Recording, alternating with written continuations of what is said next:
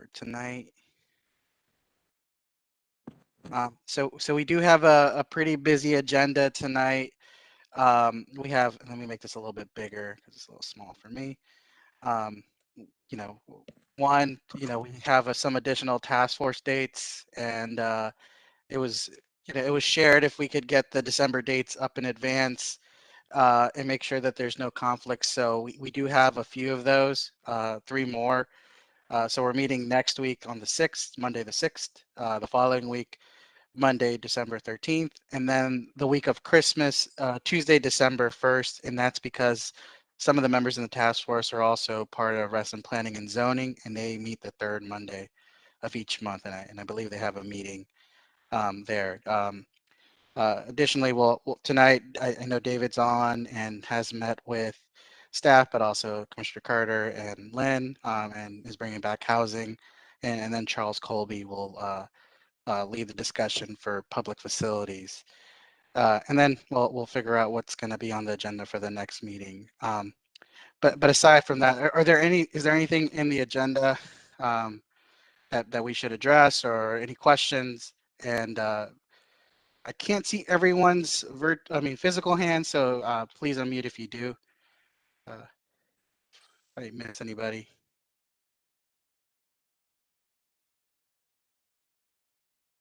Okay, so hearing none, I guess we should just get started on housing. So David, I think you're on. Um, did you want to lead that discussion now? Surely. I'm sorry, I had a little bit of hardware and software problems getting getting logged in. Tried one computer and it didn't work, and so I got another one up. Okay. Surely, I'm at a bit of a disadvantage because I'm not home and I don't have a printer to print out the document, and I'm on the same computer that I opened the document on. So I'm not sure how I Yeah, would you like me to put go it on the line by screen? line, but let me just there you go. Oh, how about that? Yeah. Um, okay, so this is, as it says, a much revised version, and I basically took the text from the appropriate parts of the current comprehensive plan for Reston, and I edited that. And you can see from I didn't provide a clean copy, I just provided the edited copy. So the changes in red or the changes in comments and things like that should be obvious to people. We did have a meeting last week with Lynn Mulston, John Carter, and several staff members, and kind of went through the text. And I tried to accommodate what John had said or asked for in the conversation, as well as Lynn. Lynn and I had a conversation this afternoon, and I suspect, I'm sure that she's going to bring up a concern of hers about the the folks. I don't want to speak for her, but the folks who are below the 50% AMI, and how do they get housing? How do they get housing near the metro, et cetera, which is, I think, a fine question to ask. And since I don't work for the county and I'm not a land planner and I'm not a lawyer, I don't have any specific answer to that other than to say that I am told that all of that funding operation comes out of other regulations and somewhat controlled by the state rather than county policy. But in any event, what I tried to do in this document, and I hope most people at least took a glancing blow at it, what I tried to do was to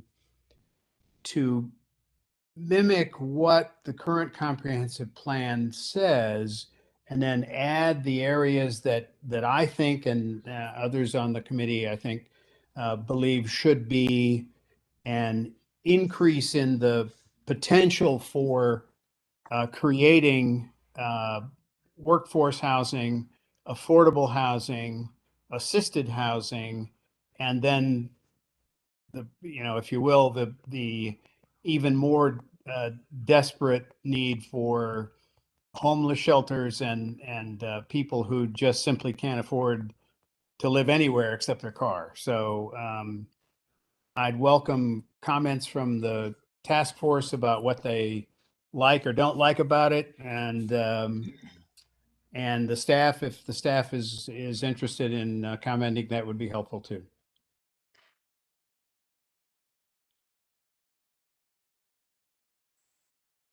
Thank you, Sorry, David. David, Oh, go ahead, Moira. do you all, sorry, I was just going to ask if you wanted me to withhold my comments until others had an opportunity. So I think I'll do that. Okay. Oh, thank you, Lynn. I know Sure. Moira had a virtual hand up. Moira, did you want to go Yeah. first?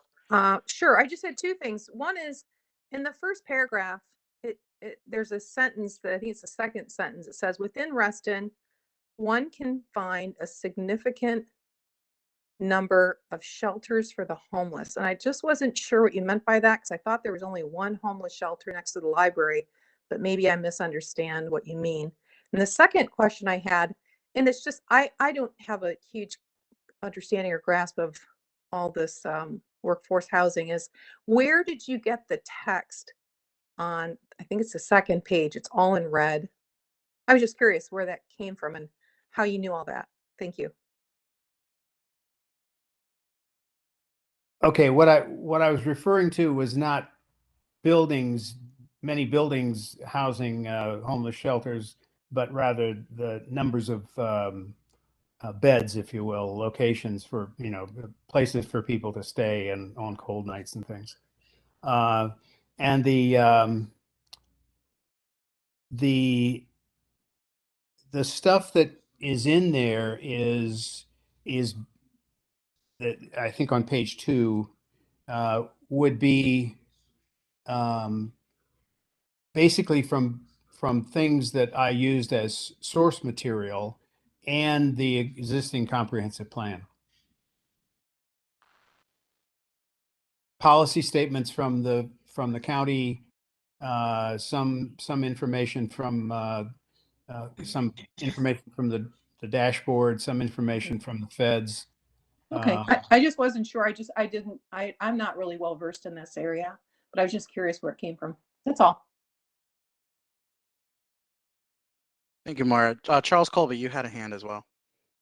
Hi.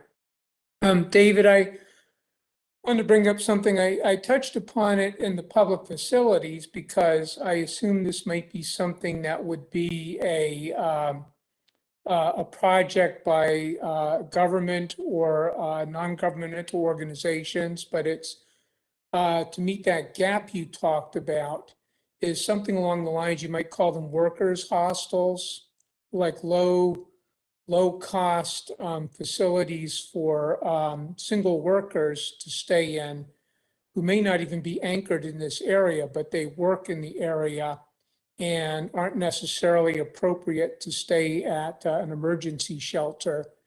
And I think I said this before, if you do hypothermia duty, you'll see some of the people will actually head off to jobs. They wash up and go off to a retail store or a construction site. So that's something that I tried to cover in the public facilities that we should think about.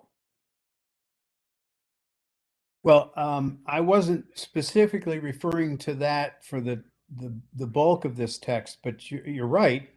My impression would be that supply of those kinds of places would probably best be handled by a relationship between some of the nonprofits in town, Cornerstone and others, and the county. Mhm. And I too am not certain how to express that in this document. Because again, those kinds of things, I believe are handled separately from an administrative standpoint, from a funding standpoint, from a regulatory standpoint, than workforce and affordable and assisted housing. So that's why I included it in the other section. It might be something more appropriate there. I would think so. Mr. Vanel, Yes, go ahead, Tom. Mr. Vanel, this is Tom Fleetwood. I'm the director of the Department of Housing and Community Development. A couple comments, if I may, in this regard. Number one, with respect to the issue of the number of beds, shelter beds for people experiencing homelessness, I think certainly we'll want to help with shaping some of the language to make sure that we draw the right distinction between dedicated beds in facilities that exist, like the Embry Rucker shelter, and sort of the expansion of the capacity in the hypothermia system that exists, in our communities of faith, just to make sure that in posterity here that there's no misunderstanding of what the capacity of our homelessness system really looks like. That's number one. Number two, and sort of more broadly, with respect to the question of housing for workers of a range of incomes, it is our approach and using the tools and means and methods at our disposal that something like what might be described as a workers' hostel is not within the toolbox and not in our view a sustainable approach to workers with very low and extremely low incomes. I think ensuring a range of affordability and a range of housing types, including efficiency apartments, et cetera, that's certainly I think is absolutely the right pursuit, but creating a system of sort of semi-permanent housing is not something that we particularly support. Thank you. Thank you, Tom. And my name, by the way, is David, not Mr. Vanel.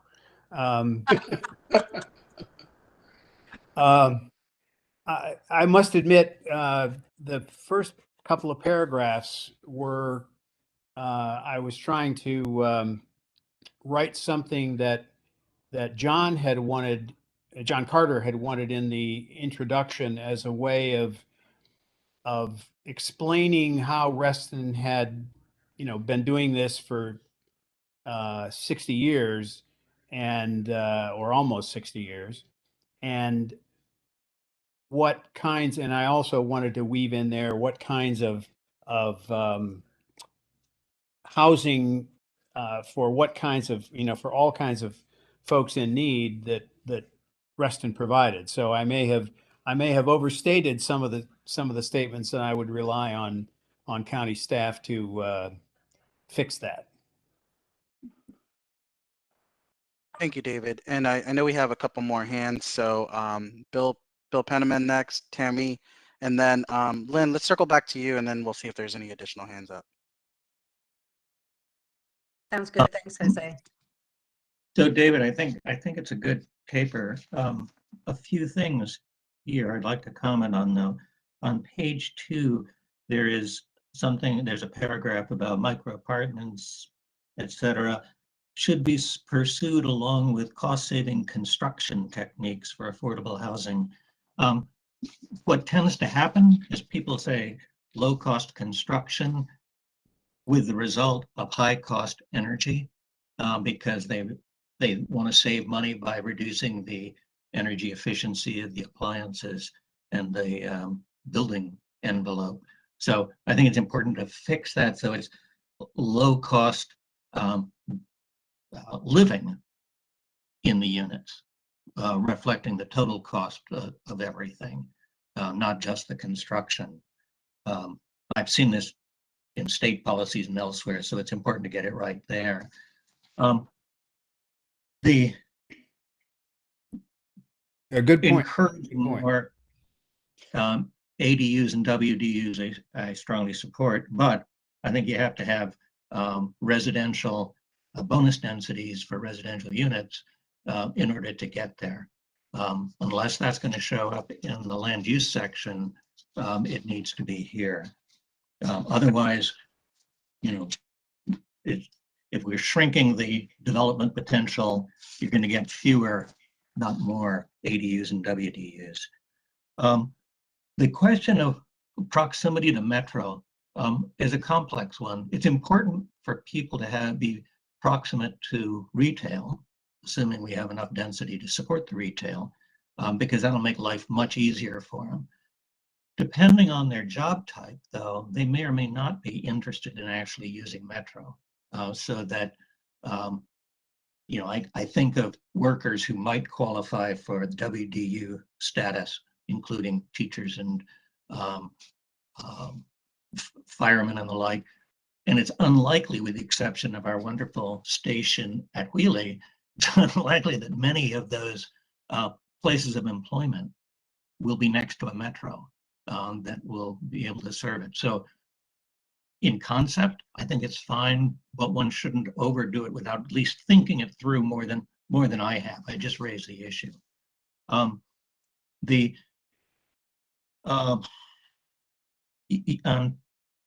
next on the page about universally designed housing, just as an editorial matter, the section begins, as baby boomers age. Well, I have nephews in their 50s, so it's not just baby boomers at this point.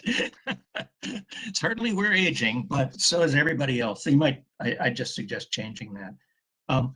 In terms of the types of dwellings for people who have disabilities, age infirmities and the like, multifamily certainly. Townhouses are dubious because townhouses invariably have stairs and may have many stairs depending on the design of the townhouses. Typically in this area, they're 3-story type townhouses. That's a lot of walking up and down. So certainly multifamily, yes, question mark about the townhouses. And then the one other thing is this idea of the community land trust. I understand how that could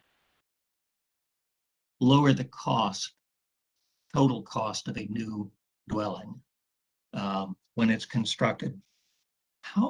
I assume there must be ways of regulating the prices that can be charged for resales or the rates charged for occupancy rentals in dwelling units. Because unless you have some regulation of those, then the market will simply nab the lower land costs in the price in the form of a greater rent on the rent or resale. So that's just something to consider. I assume that's accounted for, but ADUs and WDUs and for sale properties get very complicated, and I've never dug in enough to be certain. So just a consideration. Thank you, Bill. I may forget your points from time to time here, but I'm going to try to answer in the order.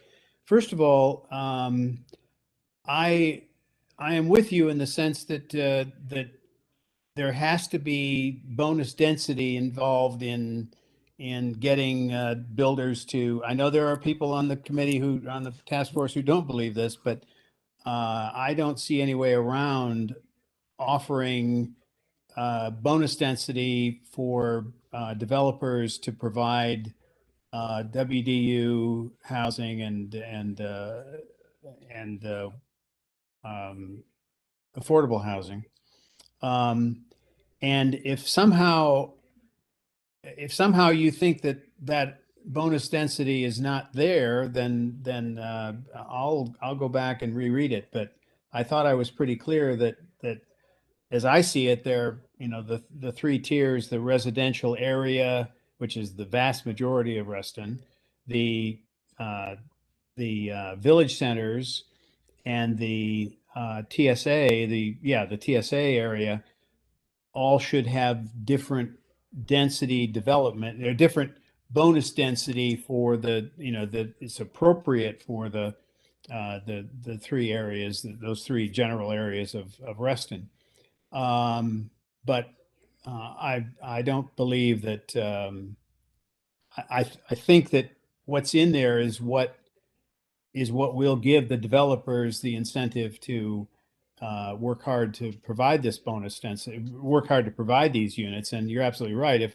If you don't have bonus density, you don't have WDUs and ADUs. I'm going to get these out of order, but the community land trust idea, I am not certain exactly how the control or the oversight of pricing goes when something is rented out or something is purchased. But especially for something that is purchased, I believe the owner, the owner, the overall owner, has to abide by the the pricing structure to make sure that the next person coming in is also eligible and qualified for, and it's priced for someone in the lower AMI categories to buy it. You can't just Hey, make a David. killing on it and move that particular unit to the I other. assumed as much, but I just wanted to make sure that And John Mooney may be able to add to that, or maybe Tom Fleetwood would be able to add to that. Hey, David. So, yeah, Tom was willing to provide more information on CLT. Tom. great. I'd like to note on this a couple things, if I could, with respect to the CLTs. Number one, I don't want. I think we need to massage the language a little bit in the sense that we're sort of at the beginning of the pilot project. So there's not much there just yet, although we're working on it. Community land trusts, in terms of how they work for sale housing, essentially the land trust owns the dirt, and it provides the dirt via no cost ground lease to the owner, and it's the ground lease that controls the affordability. And there are a variety of ways that you can calculate how the resale prices keep it affordable, but that's largely governed effectively by the ground lease on which the improvements sit. I'd also just like to take this opportunity to note, if I could, following on the discussion about ADUs and WDUs, that it's important to remember that the ADUs and the WDUs are sort of one arrow in the quiver, so to speak, with respect to how we address affordable housing in Fairfax County. And if there's an opportunity or a need, I'm happy to do kind of a very high level review of what all those tools are. Thank you. Tom, I have a follow-up question on the CLT. Are you on your pilot project? I understand from staff that it's just getting off the ground. Could you spend a couple minutes talking about what you're looking for in terms of results, what you're putting into this, and what you're looking for in terms of results, and are you trying to model it from a known entity, a known quantity of CLTs your staff has studied? How does that work? So there are examples of CLTs all over the country, and there's sort of a myriad of ways that they control affordability. Generally speaking, they're nonprofit, single purpose entities, basically, that are these community land trusts, and they can accept donations, etc.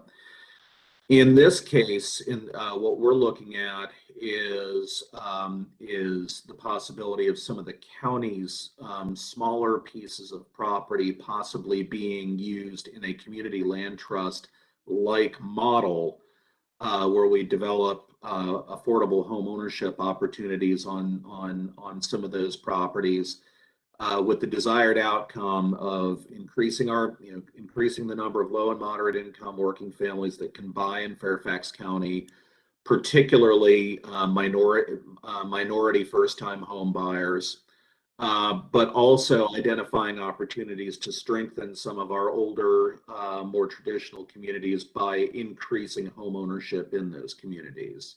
So it's really, it's both a community development issue and a home ownership issue, really aimed at creating more wealth building opportunities for owners. So what we're trying to do here is to use a community land trust model to control affordability and leverage some of these resources that the county may have, to be able to invest in delivering a duplex or a stick of towns or a couple of single families that can be sold, at an affordable price for working families. Thank you. And one other follow-up thing. Are you looking, maybe I didn't quite understand, are you looking to use county land, or are you looking to cooperate with another landowner, maybe a nonprofit, in a nonprofit situation to construct these affordable dwelling? So the idea right now is to evaluate some of these smaller parcels of county-owned land, as being appropriate for this kind of use. And then we would partner in all likelihood with a nonprofit to actually, build and operate the homeownership program. Thank you, sir. Bill, I have completely forgotten your point after the the business of the density. I'm not sure the order of it, but and I don't think you would disagree that the point of affordability is not driven solely by the initial construction costs, but it's the living costs. And so, if you raise the operating and energy costs by doing poor insulation, poor equipment, it'll cost people more. Right. Yeah, I got it. I'll try to plug something in there to satisfy that. And there was something else, and I don't remember off the top of my head what it was. Sorry, yeah. Thank you. Thank you. Thank you, Bill. So Tammy's next, then Lynn. We also have 4 new hands. So let's get through Lynn, and then I see Gary, Jennifer, Jan, and Mark Looney. Tammy. Thank you. David, thank you so much for your hard work on this. I echo some of the comments, particularly Moira's. I was like, where are all these homeless shelters? I know of one. So a little wordsmithing, I think. I'm so thrilled that you're open to suggestions. I met, by the way, today in Reston Now is a big article on the Community Land Trust. So I encourage everybody to look at that and hone in on the links to that will give you access to Mr. Fleetwood's fabulous information on what we used to call Section 8 and other housing options. And I guess that was one of my biggest concerns, is that what I didn't see in this chapter is specific Reston-centric detail. And I would have loved to have had, for example, an inventory of the county and privately owned affordable housing. Now, we've gone through this a million times, and it is frustrating. It's a vocabulary issue. We have an ADU and a WD program. They are very specific. In fact, the AMIs are identical. So for all practical purposes, ADU, WDU are one tiny portion, important, but not the whole ball of wax. And this paper is heavy on that program. And I understand that you had the meeting with the staff and you went over this and you did the charts, and that's fabulous. We need that in this chapter for sure. But it is a county policy. Reston has different things. Reston, when it was built, as we all know, was ahead of the curve. The problem now is, as we add significant population from this point out, and for the last several years, what we had that was extra will no longer be sufficient. And then we have COVID, and we have income inequality, and we have, you know, a world problem of imbalance and the need for cheaper housing. How about that, instead of affordable? So, so I would have loved to have seen an inventory. What does Reston have? What do we have now? How can we protect that? We need to state that at least we have to state that it needs to be protected.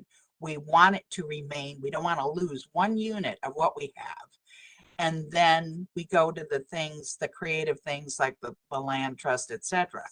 I had a meeting with Carrie Wilson, I guess it's 2 weeks ago now, and she was very, very helpful in giving me some new information. And what is surprising is Cornerstone is no longer buying units and running them themselves. They just can't keep up with the need nor the expenses of the maintenance and the running. They have, for example, 4 units in Thoreau Place. They would love to own the whole facility. They just can't do it. So, and Cornerstone has gone from a Reston centric to a county centric to they're working also in Loudoun County. And Carrie told me that they used to, their best practices used to be not to aggregate a whole bunch of units in one building. And we have the ADU, thank heaven, and WDU policy now, where we don't, and I'm talking about that one little ADU WD program that has the AMI tiers of 60 to 80. We don't allow those to be all aggregated. Those people are working people. They have to have a salary. People starting out at the lower income levels below 60, 30 to 50, Lynn will talk about that, I hope. They need guidance when they're starting out. They need a social worker or whatever to help them learn, you know, how to pay their rent, how to keep a bank account, et cetera, things. Let's talk a little bit about Metro, the importance thereof. I asked Carrie about this, and she said, for sure, access to transportation is critical. However, we think of metro stations as being the rail. They are also an aggregate for buses to come in. And buses are really the important aggregation of transit that homeless or lower tier people need who cannot afford to own a car. So there's a whole bunch of different things. And I'm going to let somebody else talk now, but there's a lot of detail in this. I would just love it to have Reston-centric foci so that it reads Reston and not just any old place in the county. Thank you so much. I know you worked your buns off on this. Thanks. Okay, thank you. First of all, I think, I mean, if a list, first of all, if a list of existing facilities belongs in a document like this, then, you know, we can certainly put that in. I can certainly put that in. I need staff's help to get a complete listing, but I thought I was pretty clear about the concept of no loss, no net loss, and preservation of what we have and growth above that. So, well, we have to know what we have, and hey, I can give you the list, David. We don't need staff to give us the list. If we've Hey, lived Tammy. here decades, we can do that. Hey, Tammy, it's Jose. I know Abdi put the Affordable Resources Guide. I'm probably butchering the name, Abdi. You Hey, probably this know is the this name. is Abdi with housing. Tom and I put the new, our new tool, the Affordable Housing Dashboard, into the chat box, which captures, the basically the lay of the land as far as affordable housing in Fairfax County. And I think you could navigate it and manipulate it to look at different districts. And the last thing I want to mention in the work that Housing and Community Development did with the Department of Planning Development with the Workforce Dwelling Unit Policy, our amendment. There used to be a list of units in each area or in each plan text, but those were not getting regularly updated. So what was proposed by staff and senior management is to remove that from the plan text that only gets updated when there's a major plan amendment, and to utilize the dashboard, which is an ongoing tool that gets regularly updated. So you're suggesting a link versus a list or an inventory, is that correct? What I'm suggesting, and maybe Tom could speak to it better, that we have a tool that is live on the website that captures real-time data as far as affordable housing. And most importantly, I think it's used to measure the goal that was set by the Board of Supervisors. I'll stop there and let Tom. Wait, can I ask a quick question on that? It shows it real time, but would it show us what was lost? So like if we had a unit today and then in 3 days that unit is no longer an affordable housing unit, we won't have a record of that, right? So a couple things, I'll jump in here on that one. So first of all, with respect to Patrine's question, the long and short of it is, as Abdi was saying, is that with the work that we did on the WDU plan amendment, effectively, we noted that that HCD maintains this resource and that it is provided publicly, and we will be periodically updating it. And as a matter of fact, to the question, I believe Ms. Kimmel asked with respect to the loss of housing, what you'll be able to see on the dashboard is the very first snapshot that we did of what we call market affordable housing in the county. And every 2 years, we're going to be doing an update of that dashboard of that data, so that we can see what's at risk, what have we been able to preserve, and in fact, what have we lost. But it's important to also understand that the market affordable housing and how you measure that is really sensitive in terms of what the prices of the rents are being charged relative to incomes. So it may not be as exact a science as one would hope it could be, but that's a real long way of saying, yes, we think we're going to be able to track it. Would you be opposed to us using both, having our list and saying, as of today, this is where we are, and then to see where we are in real time, click on the link, and then we can also have a way to just an accountability check on our own end?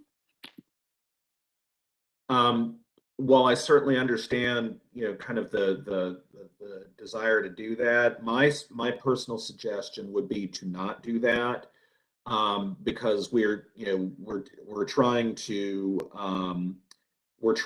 have, as best as we can, evergreen language within the plan amendment. So I would not suggest that you have that snapshot within the context of the plan amendment, because it fluctuates, and I think we have an effective means of measuring it and being accountable for it through the dashboard. Tom, could we have I'm hearing what you're saying, but I'm an old timer, and a lot of county documents that I search for, and I'm not talking about this dashboard, that's brand new, but I'm saying historically, county documents disappear. And I think that's my angst and perhaps Michelle's, Miss Kimmel, Yes, We that's might my be able to concern. have an appendix listing the current stuff with the date. And then give a link for the dashboard that will be helpful for developers or whomever is researching. I don't think that could hurt if it's an appendix, but we're sensitive to losing our documents that we have depended on, and then all of a sudden they're not available anymore, and you're like, where is that? So that isn't a problem you're going to have in your department, but citizens have that particular concern.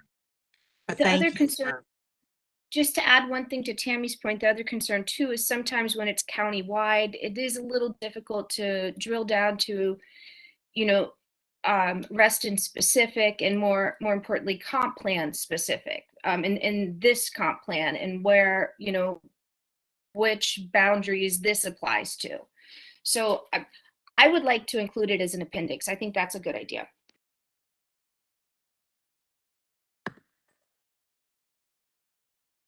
My only advice, if I may, in that regard, again, is that this is, it's very dynamic information. And with respect to, I'm very sympathetic to the idea or to the concern about, documents sort of being supplanted or going away, et cetera. I will just say that this dashboard, I'm expecting to be here a very long time, because this is the means by which the board is tracking our progress relative to our new production and preservation goals. So I, at least from my seat in the theater and being responsible for this data, that dashboard's not going anywhere. So just my 2 cents. Thank you. Tom, it's Walter Alcorn. Thank you for saying that. My suggestion was whether it goes into an appendix or it's one of those implementation issues that needs to be documented and tracked and followed. Jose, let's make sure we capture that one way or the other, because it is a valid question about measuring how we're doing over time. But thank you, Tammy, and thank you, Michelle. And I'll go back on mute. Thank you, Supervisor. So David, we do have a couple more hands, but I did want to circle back with Lynn, and then it's Gary, Jennifer, Jan, and Mark Looney. Thank you, Jose. And yeah, I just want to thank David and the staff for and you, Jose, for organizing the meeting that we had with staff to go through the initial draft of housing. And one of the things that I brought up at the time, and I'm sure Abdi and Bill Mayland are going to just want me to shut up, but I am going to continue to bring up the fact that we do find within Reston that we are still missing, and this is in the ADU definition, we are still missing that 30 to 50% AMI that make up the most, as Tammy alluded to in her meeting with Carrie at Cornerstones, they make up the most in need population for these ADU rentals, especially within the transit corridor. And I was doing a little bit of research, and I just happened upon a PowerPoint presentation that that it was an ADU brochure, and it talked about the ADU rental program. And just looking at the affordable dwelling unit rental program participating properties, and I'm taking into consideration that Reston has been at the forefront of this for 60 years. There is one property listed in the affordable dwelling unit rental program compared to 9 properties in Herndon, our next door neighbor, and many more in other communities around us. And it really begs the question, what are the developers and builders doing to address this population in need in Reston. We've seen a tremendous amount of development along the Dulles Toll Road, along the metro, and we are woefully deficient in ADU provisions. So I really do think that we need to address this. And I really do appreciate the time. And David, thank you so much for giving me the time to bring this up again. You're most welcome.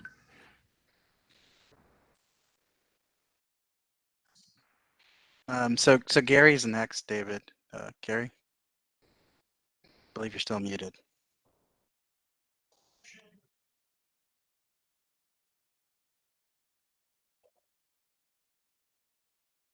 Can you hear me? Yes, we can. Okay. I want to gather just a couple of things here, and could you let Jennifer and Jan and Mark go and come back to me if you wouldn't mind? Sure. Yeah. Jennifer, did you want to go next? Sure. I guess my comments are, one, I think that we need a chapter. I think that this is some text we can put in a chapter, but we need a chapter. So I saw your comment at the beginning, David, about this not being intended to create the precise language. But we, as a task force, needed to decide what direction we're going, because I feel like we are producing precise language for every other piece of this Reston comp plan to submit, but are we just opting not to do it in this chapter, but we're going to do it for every other chapter? Because I think that's an issue. It's hard to figure out how we're going to move this forward when we don't have the language that we're going to put in a chapter. So I would love somebody to step up from the task force and say that they're willing to work on the language that's actually going to go in the comp plan in full. And part of that in the past has been working with staff to help us fill in some gaps where we feel like we need that help. But I do believe it's kind of our job to write the chapter. The second thing I would say is, I think that I see that you have language in here about preservation, but I think we need to be specific about where we want to preserve it. And that kind of goes to a couple other people's points so far is, if we want to keep the affordable housing that we have, we can't just say we want to preserve it. We have to say, at this location, we have it and we want it to stay there. Or we'd like it to move from this location to that location. Or, outside of preservation, if we're looking for new, where do we want the new? And I'd like to see us put some aspirational goals as to what parcels of land are we really looking for these affordable housing units to go on. Like, for instance, I think that there's a real good opportunity with the Inova properties in Reston Town Center North, where there's a lot of units that we've kind of dedicated in the land use chapter to go there. I think it's a potential good location. So I'd like to see us be precise like that. Where are we where do we want these units to go? And we, to Lynn's point, we accepted the metro and we built the metro, going through Reston. And this, I think that within the county, we have prime opportunity to get and build these affordable units. So we need to be strong in asking for what we think that we need, but we also need a goal, like a specific goal, like this is how many units we have and this is what we're trying to get to. Because without that goal, then there's nothing really to judge ourselves by, in 5 years when the next task force is, potentially updating the plan. And then, I agree with putting, what we currently have in as an appendix, because I will tell you, and I appreciate the links that were sent. I've been on the new charts and new data that has been created. But there are some of us that literally every time something is approved, we put things on spreadsheets to try to keep track of where all of the units are going. Because that data is definitely difficult to find if you're not going, tracking each approval as it goes through the process. And the new chart is nice, but it is not Reston specific. And so I'd like to request, and Walter, I think you kind of captured some of that. And what you had said is, can we have this on the Reston dashboard? I'd like to have, we now have kind of Reston specific data points. And I think this is definitely one of those Reston specific data points that we need, because it's, we have latitude and longitude as to where these places are, but, we need to know what parcel they're on, and I don't want to have to take latitude and longitude and figure out if that's in Lake Anne or is where it is. And then I agree with, we need to concentrate on the 30 to 50% AMI range. Based on our stats, that's where we're the lowest. I think that I've been following what John Carter has been doing with each of the developments as they come through. And I think that what he has been requesting of developers is something that we should kind of formalize and put in as the goal for the plan. And that's all I.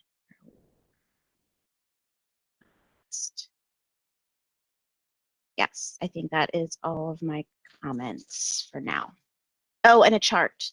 I really think that we have the one figure that's in your document, but in the land use section, and we've done it in the Parks and Rec section as well, we've created charts, that kind of specifically lay out things. And I'd like to see some of those types of charts added to this chapter. Thank you. Okay.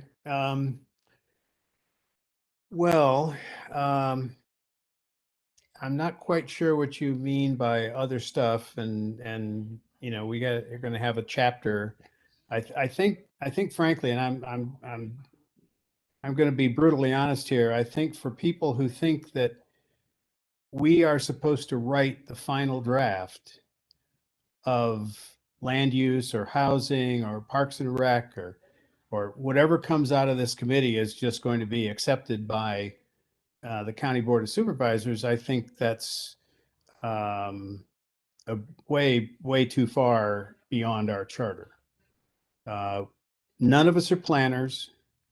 None of us, for us to try to come up with, this is where we want, the next housing, affordable housing or workforce housing or homeless shelter location. I think that, none of us are capable of doing that. None of us have the whole picture. None of us have the authority to do that.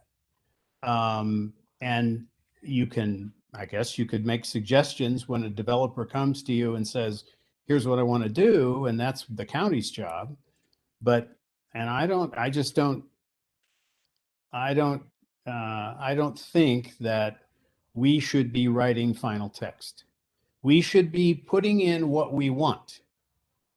And if what we want doesn't get into the final text, then there's a price to pay for that. There's a political price to pay for that for the county officials.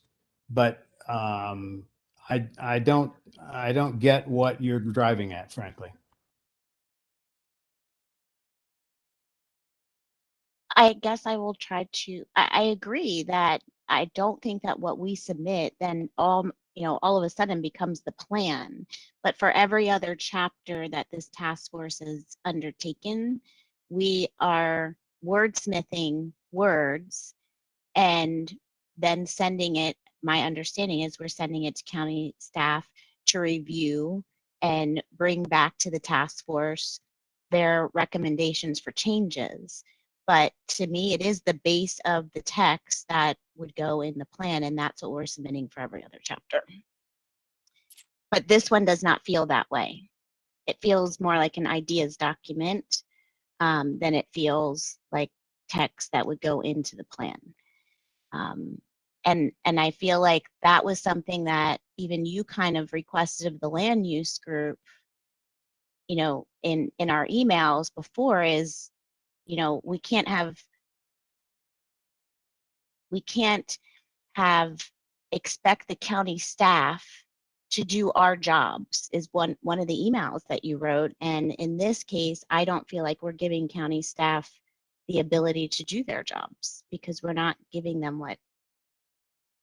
what we think that we'd like to see in a chapter. Well, I started out some months ago with this document as an idea document, and I've been working with county staff to come up with what you see.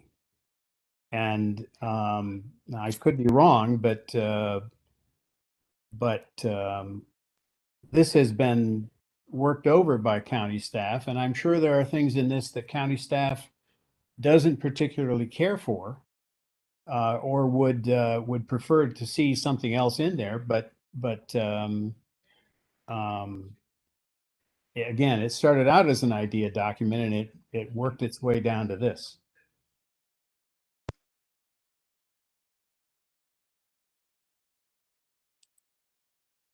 Why would you be opposed to making edits to this chapter and actually having it look like a chapter? I'm just a little confused because Jen is right. Everything else that we're considering is in the form of a chapter. If it gets edited and is changed, you know, that's going to happen.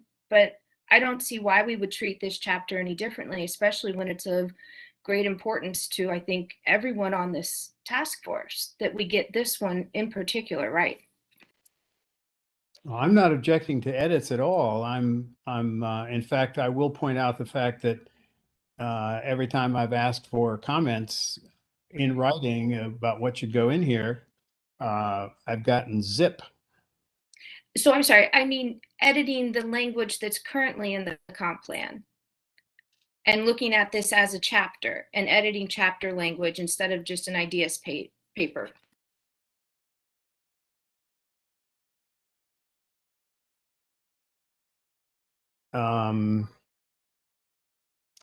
Then I'd suggest you send me what you want in there, and I'll work it in. Can I jump in with a comment? I just have to say I'm sort of in shock, David. From the very first meeting, the very first words that Walter Elkhorn said, this is Reston. You are on the task force. This is the people's plan. He has said that repeatedly. Yes, we are to get guidance and information from staff, but what we write is the people's plan. This is not meant to be a staff directive. If there's something heinous that is illegal that the staff doesn't like, they will speak up. You have been communicating with them, but I think you have a much different viewpoint of your status as a Restonian versus having to depend only on what staff is recommending. No other chapter is doing that I know of, and I'm like sort of freaked out, and that sort of explains why. Could I speak up? David, can I interject? It seems to me this is the foundation of a chapter. Yeah. And you're asking for comments here to make this a chapter as, you know, you're getting the comments to it. Is that not what this, it looks to me like it's, you know, heading towards a chapter.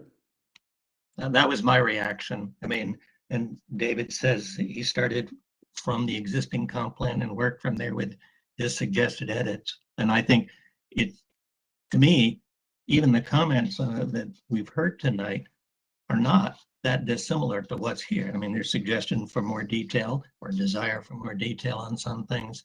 There's more emphasis on the 30 to 50%. Fine, that's the kind of input.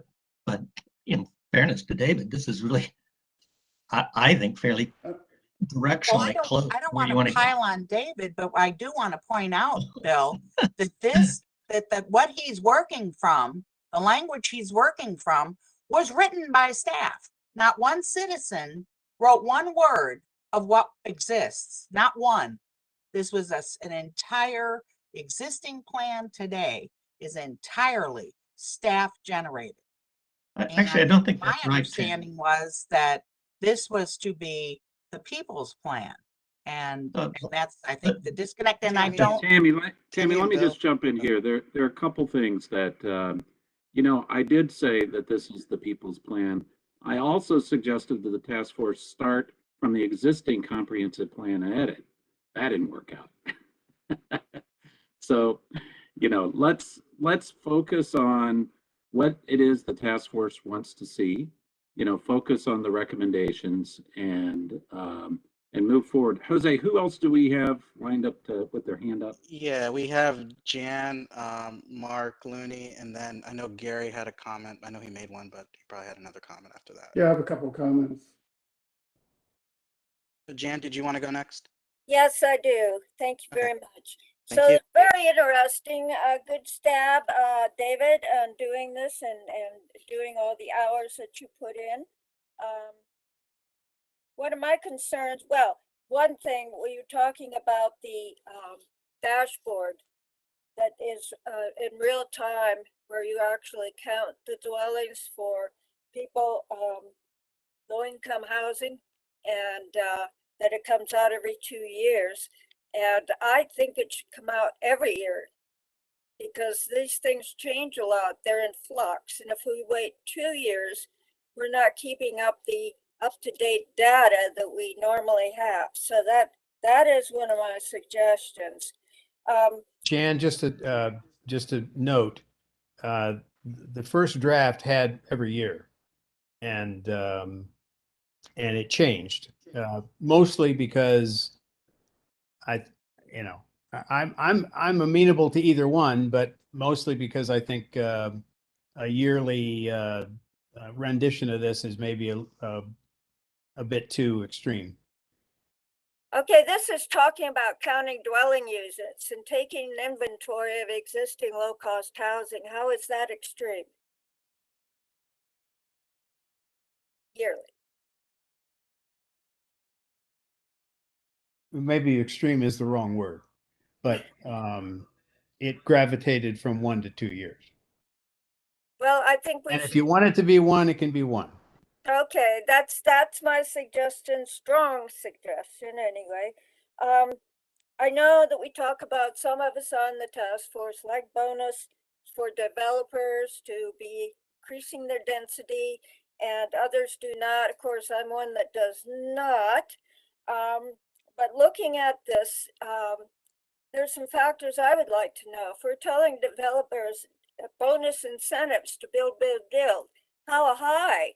Are we restricting the height of the building? Are we restricting or giving, let's say, conditions of they have to put in so many affordable housing units on the ground floor or one of the floors? Can we put that in if we're trying to give them bonuses to develop? So what's the max? What do we want to, what do we see as a max that they're going to take the ball with and go running?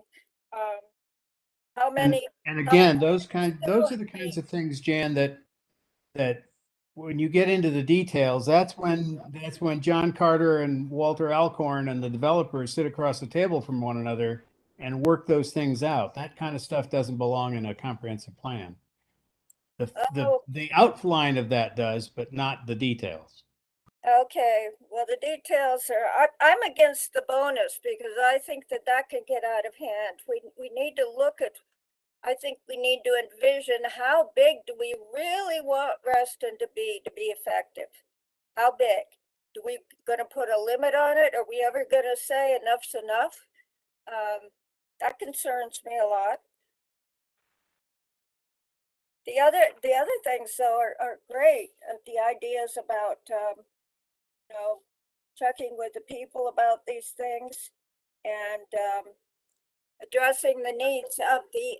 You're saying that Reston is behind low-income housing. How can that be? We started that, so I think we should step it up in some way of writing it into the master plan. Thank you. Hey, Jan. Thank you, Mark Jen. Looney. And I would submit that if you don't get bonus density, you don't get affordable housing. I don't understand how that works. You're talking about bonus density to make things go more building and more building and more building. I think that you can get affordable housing without the density. I thought the density was for the TSA and the metro. And by the way, the people that we are trying to help, the low density, the dwelling units, affordable dwelling units, these folks are not going to ride the metro to go to Walmart. And that's where they have to shop. They can't afford to go to the shops in Reston. You can add the shops in Reston, but the prices are way too high for anybody who has a lower income. That's just a fact. So when you're talking about, do we go and have them go into DC and look for a Walmart? I mean, I think that you need to have some way of getting them to, or inviting in some stores that are not as expensive. We have Target, but that's it, and that's over across from the YMCA. That is it, and that's not really that low compared to Walmart. That's a big concern of mine. Okay, thank you. Thank you, Jan. Mark Looney, did you want to go next? Sure. And just to address Jan's last point, and I've said this before, so I won't belabor it, but the whole bonus density question is really about making the affordable dwelling unit and workforce dwelling unit policies legal, because it compensates the property owner for the loss of money associated with subsidizing the units. And so that's the purpose behind it. In terms of what David's written here, this won't come as a surprise to him, because I've conveyed some of this to him in different fora. But one question I have, or a couple of questions, and I'm glad that Tom's on the phone. The current county workforce policy distinguishes between for sale units and rental units, and provides different income levels on the subsidy side and different percentages of units that need to be set aside based on whether they are for sale or rental. And none of the other plan areas have sliding scales that increase the percentages based on the intensity of the development. And I'm concerned, I guess, about why we haven't distinguished between the rentals and the for sale here, recognizing that from a market perspective, those behave differently in terms of the sales price and the administration and the affordability, quite frankly, of people to live in condominiums in particular. And the fact that if we just take as an example in Tyson's, in the non-high-rise condominium buildings, the WDU percentage is 20% in terms of the units, but the majority of those units are provided at above the 80% AMI levels to reflect the cost of construction and the fact that folks who live in a condominium probably need to have more income to pay the condominium fees. And when you get into high-rise construction, that percentage goes down below 20% down to, I believe it's 13%, if memory serves me correctly. But in any event, there's not a sliding scale associated with it. And I'm concerned, I guess, here, if we end up with projects that are in the 2.5, 3.5 density range, and you're looking at numbers in the 15 to 17 to 18% range on the workforce housing exclusively at the AMI levels below 80% and without a distinction between condominiums and rental units, that we're creating a circumstance where Reston becomes non-competitive with other areas of the county in terms of where investment dollars go, because the investment returns are lower in Reston than they would even be in Tyson's on some of these on a similarly sized project. And so I guess how do we resolve, or is there a way to resolve that distinction?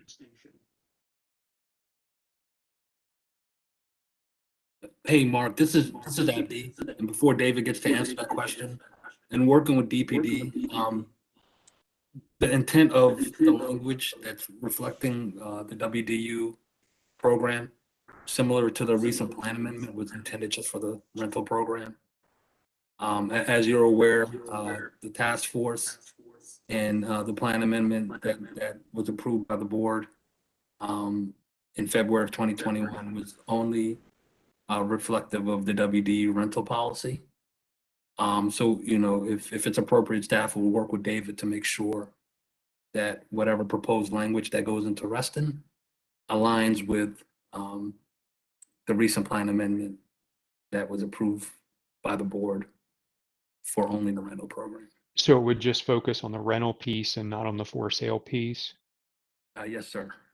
That's where all the heavy lifting and work has been done when working with staff, the industry, and reacting to the market. So that's the intent, and DPD staff and I have discussed that this afternoon. And then in terms of the sliding scale component of this, I mean, am I wrong to interpret this that if you were at a 3 or 3.5 FAR, your expectations here in terms of both the number of units or percentage of units and the AMI numbers would be different than what's in Tyson's in terms, I think Tyson's maxes out at 13% on the rental units, and some of those are at different income levels. If memory serves me correctly, I guess you've got the majority of them are in the 71 to 80% of AMI range. Is my memory correct on that? Yeah, so I think with regard to the existing sliding scale, I think what staff and David were trying to do is, as you are aware, that sliding scale is currently in the plan as far as the WD rental program. And I think staff is working with David, whatever proposed AMIs is reflected, that the sliding scale is updated to reflect that. Did that answer your question? Well, I guess maybe the answer is, are we starting at 12 and going to 18, or are we starting at 8 and going to 14? I mean, I think that's really the question in terms of the sliding scale component of this. I don't have the answer. I'm not sure. I think Graham is on the phone or on the call from Department of Planning and Development. Graham, yeah, could you be able to help me answer that question? Thank you. Sure, I'll do my best. So, Mark, it's a good question. When we've been talking with David about the changes, Abdi's absolutely right that what we've been looking at has been the side of the WDU program that gets, the vast majority of the units, which is the rental program. So everything that you see here is intended for that rental side. And what we've done with the countywide WDU policy countywide has been to shift everything from that 12% going all the way up to 120% AMI down to the new countywide, which is 8% total commitment level with everything at 80% of AMI and below. And the goal there is to make sure that the WDU policy is really serving the households that are most in need. And so what you'll see is that, and this is more for the edification of those that are on the task force, that the ADU AMIs and the WDU AMIs are very, very close in terms of the households that they serve. Mark, to your question, because this text is intended for rental, And that's reflective of, kind of the idea that we had during the countywide policy, which is that Reston Task Force was going to be looking at housing specifically as a part of your work. So we did not include Reston as part of that countywide change. That countywide change was to the rental side of things solely. So it's a question for the task force in terms of. Why are we doing just the rental side?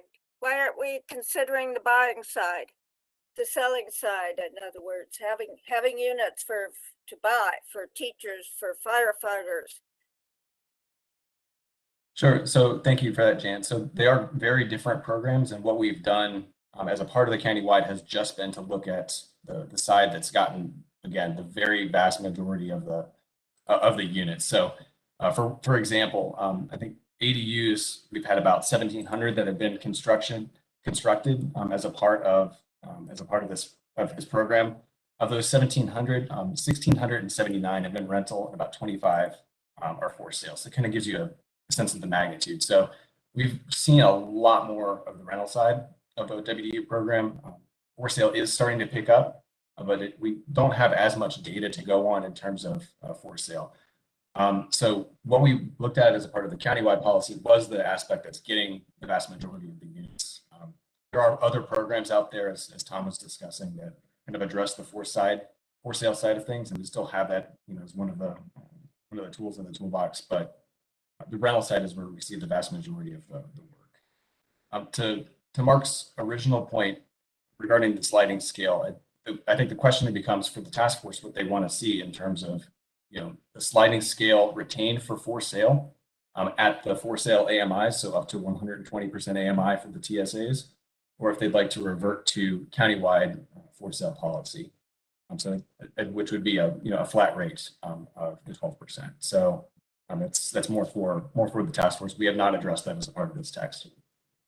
So Graham, just to clarify one thing, are you suggesting then that the sliding scale would be applicable to the rentals as well? Or I guess where I'm trying to get to, right, is that under the sliding scale, if you're at a 3.0 FAR, you've got a 16% commitment, which is higher than any rental commitment elsewhere in the county, Tyson's or otherwise. And you're providing those at the lower AMIs.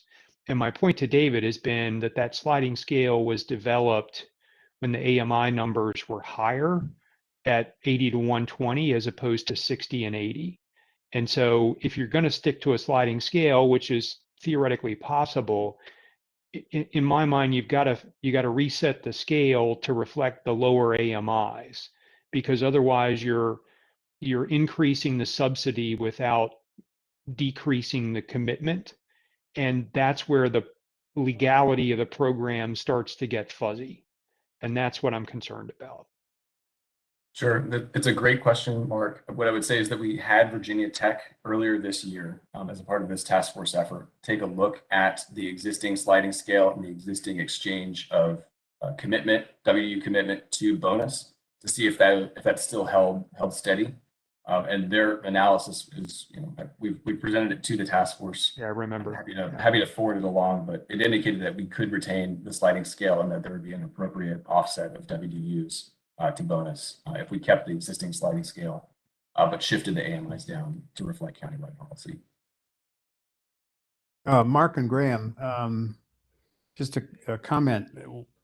I'm pretty certain that the original sliding scale, when it was developed with the AMIs at the higher levels, was designed to maximize the number of affordable and workforce dwelling units that popped out of that mix. And frankly, one of my goals when I was putting this thing together was trying to maximize the number of workforce and affordable housing units, dwelling units that could be produced with this scale, or with the scale that starts at 60 and goes to 80%. And I guess if what you're saying is true, that there might be a disincentive on the part of developers to come in here and do that, then maybe maybe the x-axis on that sliding scale needs to change, but I'd like to see it as emphatic as it can be about, if you're doing this at 1 FAR, you're doing this at 3.5 FAR, here's what you owe us. And so I don't have any facts and figures to back up. Well, they're all going to walk away and go to some other place and build there. I don't know that for a fact. Thank you, David. And we do have Gary, but I saw that Chris Daniel also had a hand, and this has been some good discussion. And David, if it's okay, maybe folks in the task force that had additional comments could send those to you on this text that you provided today. That would be lovely. Thank you, David. Gary, and then Chris Daniel. Gary, I think you're muted.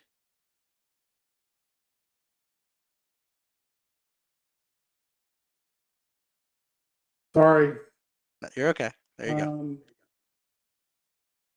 Yeah, I just want to comment that I think, your lead in, David, where you try to get more of what John Carter was talking about. I still think we're not getting enough of how well Reston has done in relation to the county. And I forget, it was Jan or something talking about, gee, we've been at this since day one. But I think there are a lot of good news on where the Reston is in comparison to the county, maybe others in the area. And if we could portray that more, John Carter has some of those statistics, so I won't get into them, but we can give you that kind of thing that I think should be added to this, so we really get a picture of where Reston has been, just at a broader perspective than, we've always wanted to do this. Another thing is, I think it was Tammy talking about the federal programs. And if you look at those, Section 8 primarily, HUD has 45 billion that's likely to be approved for affordable housing in the 2022 budget.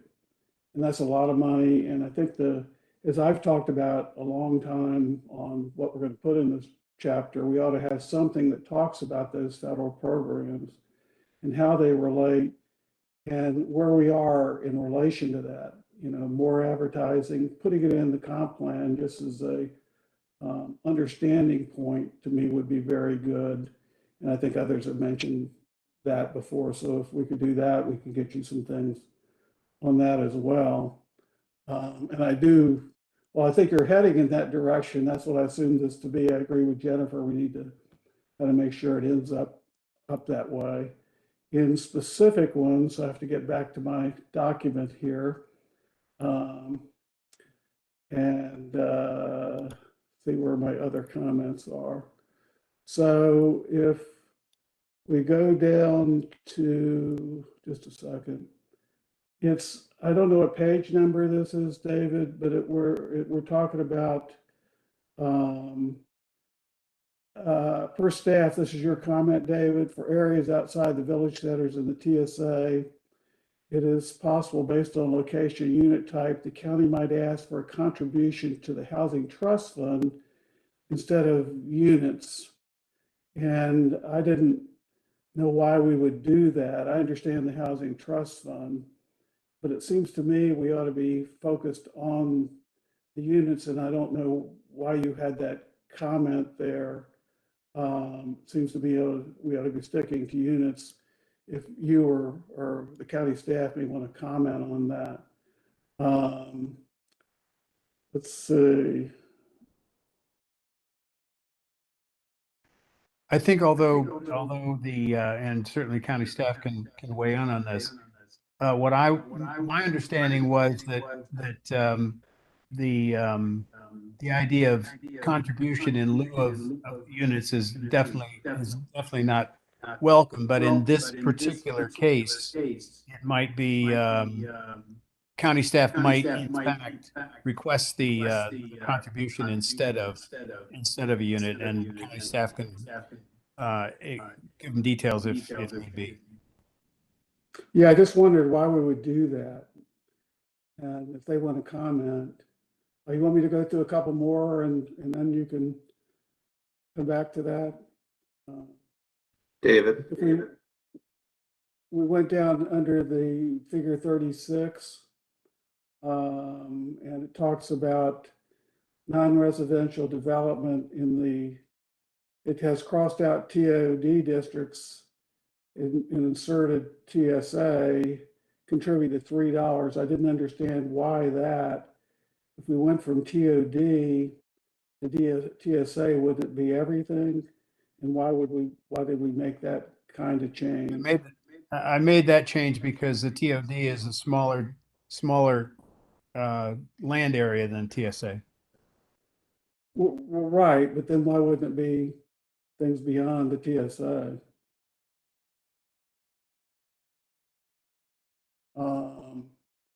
Seemed to me it should have, just to me, it should have been left at TOD.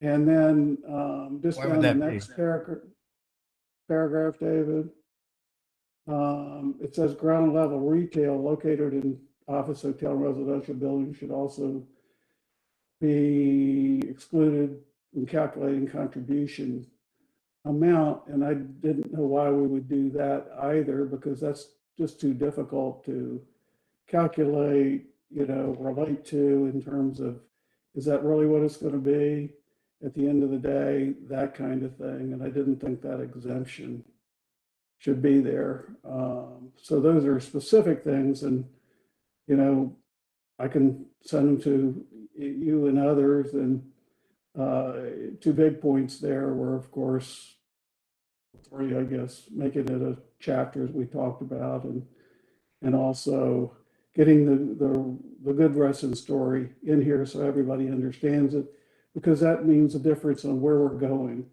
for Reston as a whole, and more Reston in there, I think. And then, of course, heading in the federal context of the federal programs. And this is probably more than 45 billion in total for the country. When you look at all the different programs, I just went through them in the HUD budget. So that's my comments, and looks like everybody's chiming in tonight. So yes, finally. Hey, David, I think Gary, Tom wanted to make a the point. two things.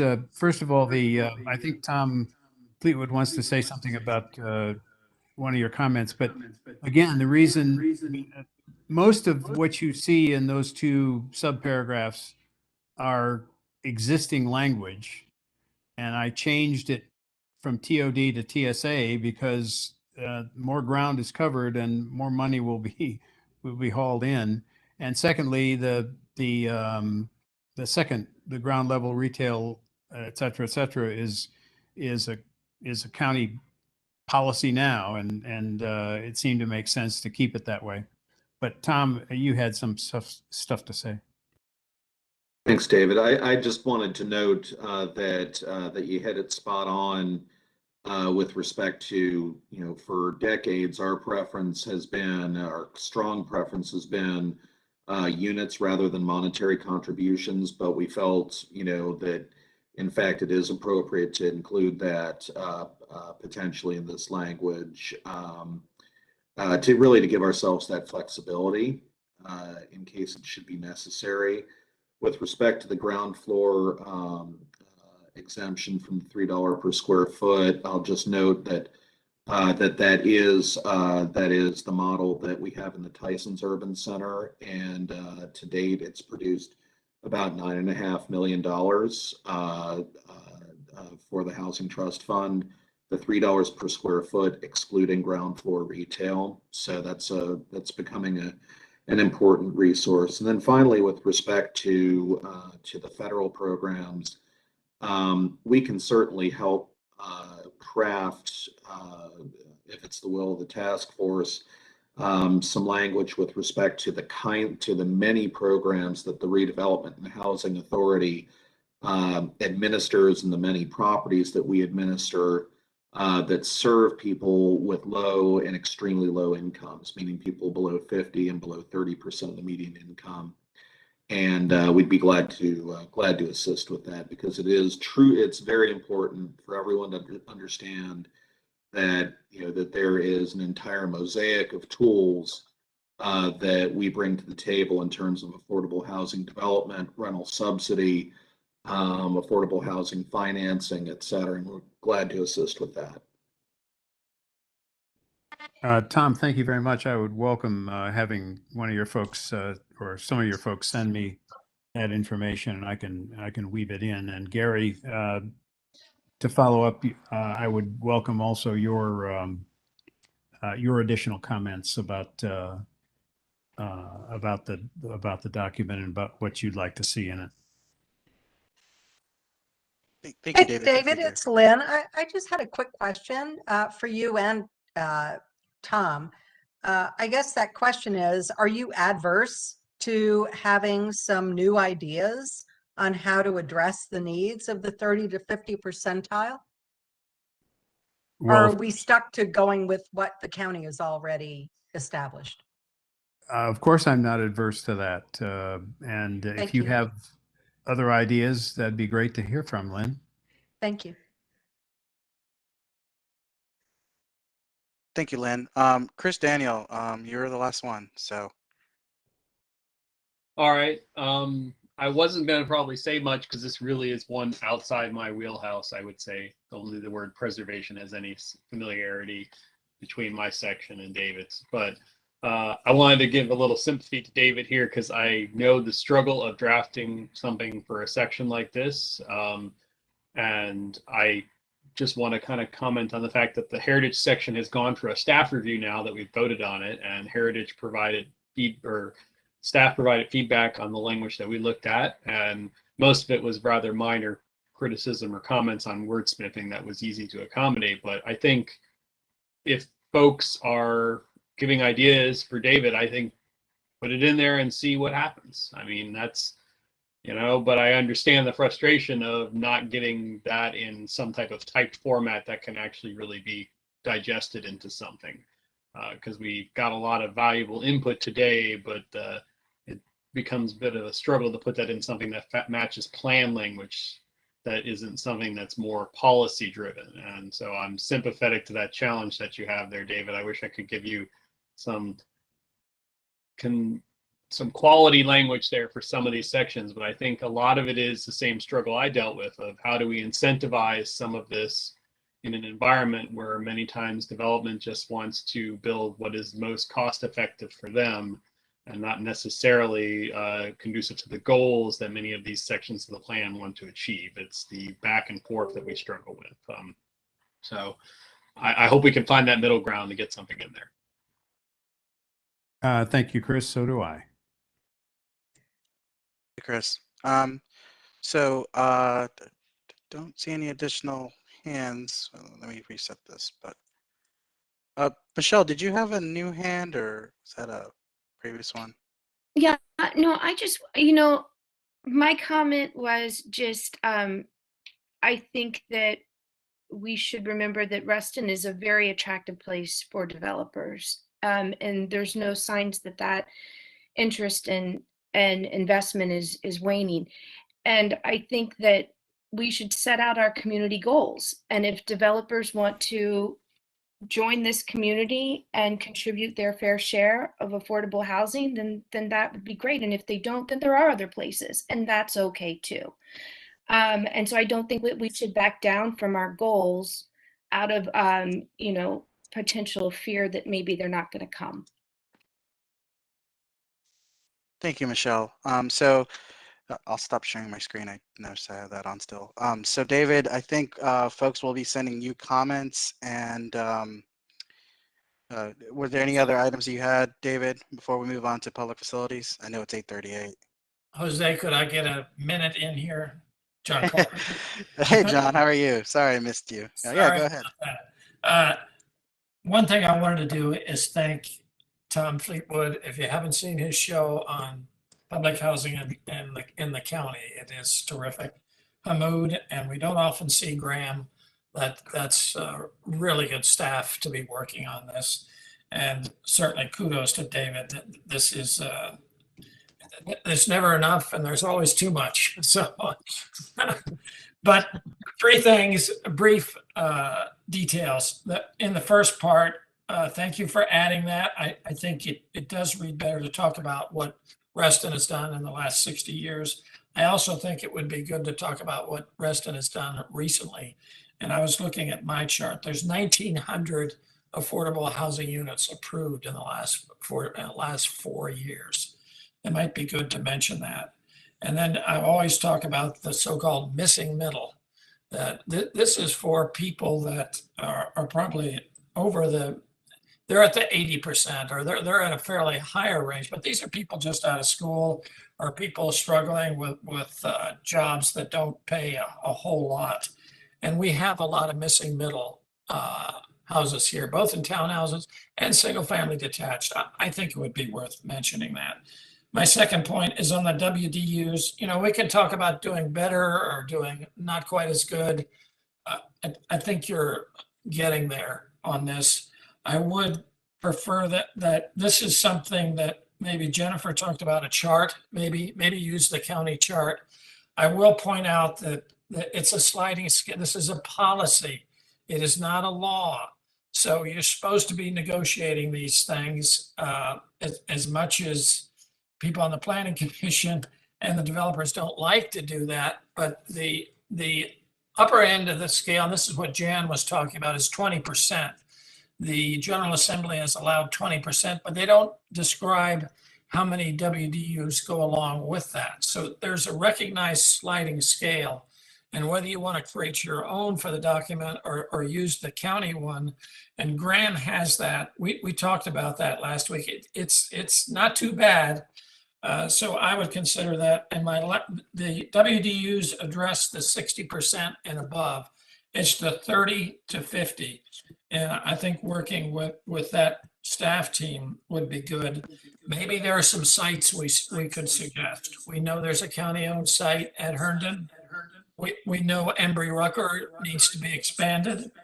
And we have a lot of large development projects, and this is one that I talked about with Tom Fleetwood before, where the county finances and the developers build.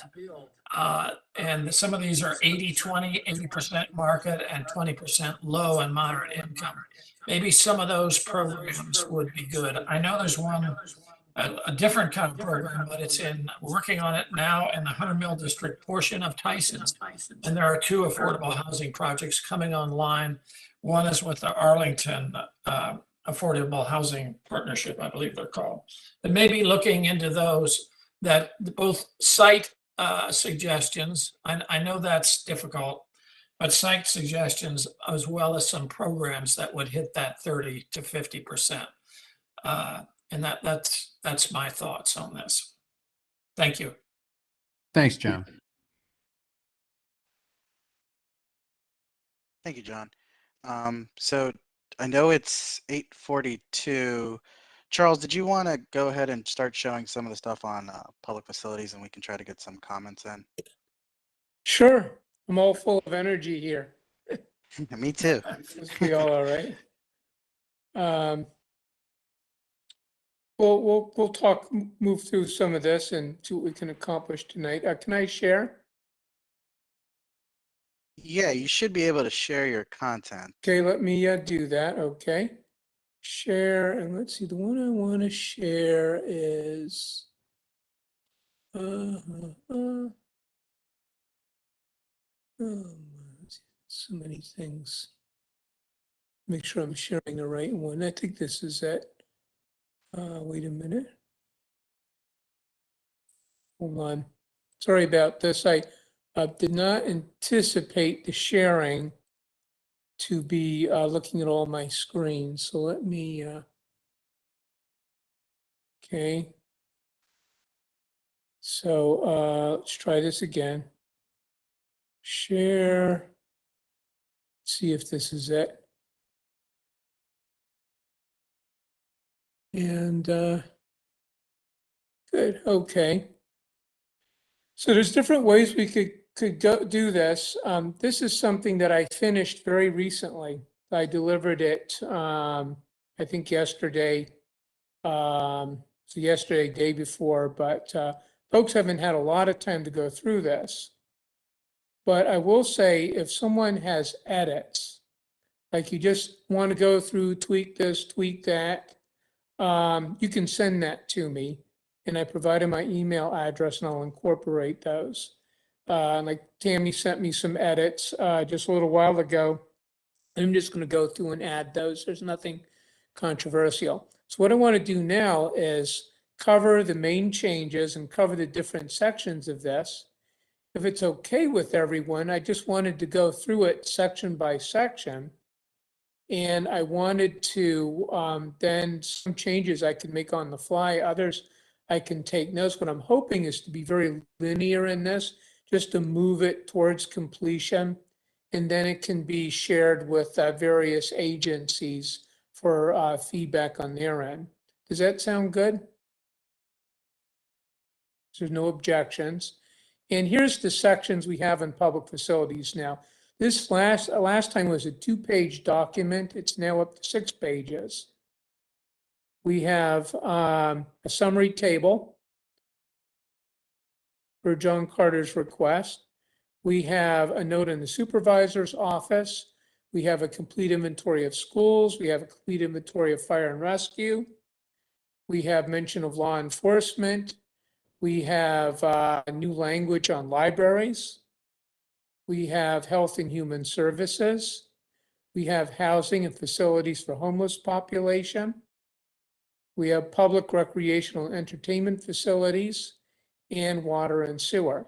And I raised a big question about how far we should go on water and sewer. I just want it to be noted that the land use chapter gave up pages so that, Charles, you could add pages to public facilities. Thank you. Good.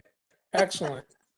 Well, thank you for doing that. Absolutely. Maybe I could take a few more pieces out of the other sections, but no, I think this is good and concise what we have now, but does cover things, and I'm glad that you allowed that change. So what I did is I redlined so you could see the changes from last time, which we've already discussed. And the very first change I made was, per John Carter's recommendation, I took the very first sentence and I moved it to the last sentence. So what it does now is it simply starts with a summary of the principles. And as I said last time, I think it's important to summarize the principles because I envision people in the government and nonprofit sector reading this independently. And I'd like to reinforce the principles and that they should apply in these facilities also. I gave a complete delineation here what the items are. And then per John Carter's suggestion, I went ahead and I inventoried everything. I think we have a total of 21 I came up with, organized by category. And I'll just raise a question about the structure of this table. I tried to do what you said, John. I listed the name of the facility. I put something which is its status, which is either it's there now, or it might be there in the future. And then I put its location. And then John had suggested I put the funding source. This is an area where I'm a little fuzzy about, but I think this is supposed to refer, and you know, if anyone can pipe in on this, I believe it was the source of construction of it. So things that are already built, I didn't put a funding source, and it wasn't supposed to refer to operating. My thought on that for just for a second is not so much the funding sources, who is responsible for doing this? So in the case of number 1, that would be Fairfax County. Number 2 would be Fairfax County Schools. In some of them, you might have joint development. Is that the same as a funding source? Maybe it is. Okay, so who is responsible? Yeah. Okay. In some cases, the private sector. e.g., supervisor's office is Fairfax County. Yeah. Okay. All right, and I think I have a good idea on who those are. The different I like the entities. chart. Do you like it? Did it work out for you? Pardon?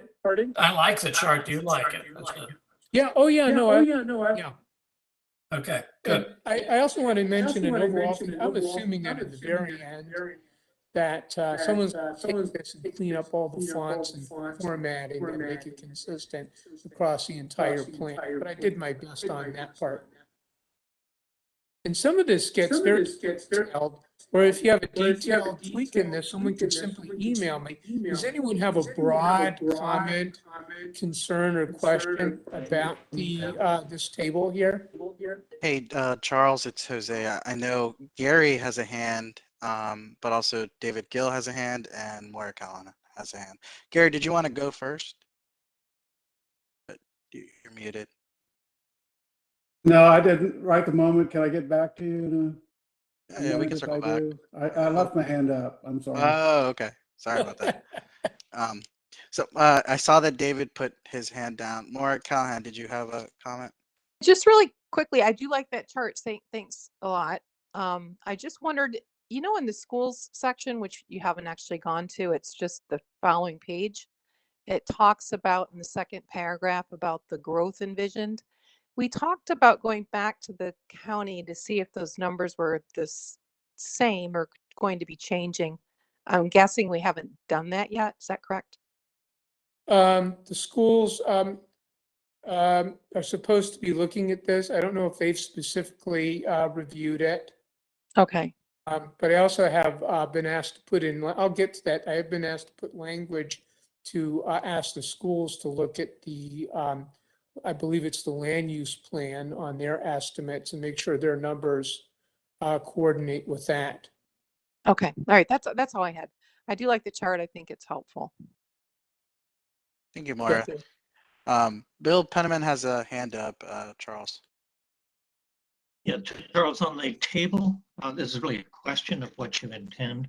In the case that is the current and proposed public facilities, as far as I can tell, these are mainly buildings. I would note that the Fairfax County Park Authority, for example, has other facilities like Barron Cameron Park, which are major facilities that have substantial value. They don't happen to be buildings. Does that, I mean, should those kind of things be added? I could send you some suggestions, that's all. Yep, I totally agree. Those would be facilities. And this starts to overlap a little with some of the other areas. And I thought Understood. where maybe I would, that was as far as I would not cover that because it should be covered in the parks and open space section. So I left it out for this section. On the other hand, the Parks and Open Space section will have reference to the future recreation center, which is here. I don't think there's any harm in having overlap as long as people know they're looking at different documents, public facilities versus Parks and Rec. And if anyone chooses over and has some thoughts on this, I could try to address, because yeah, you're right. I'll put overlapping buildings, but not overlapping open space, and that's something to think about. Part of what I'm thinking is just how to make this work for us also, like what happens in the next 5 years in terms of how changes are made and projects are done, that this will inform that and influence that. I appreciate that point. And if you have any thoughts, send them along as well. Okay. Yeah, and I have some thoughts on other out. sections as well that I'll send on to you.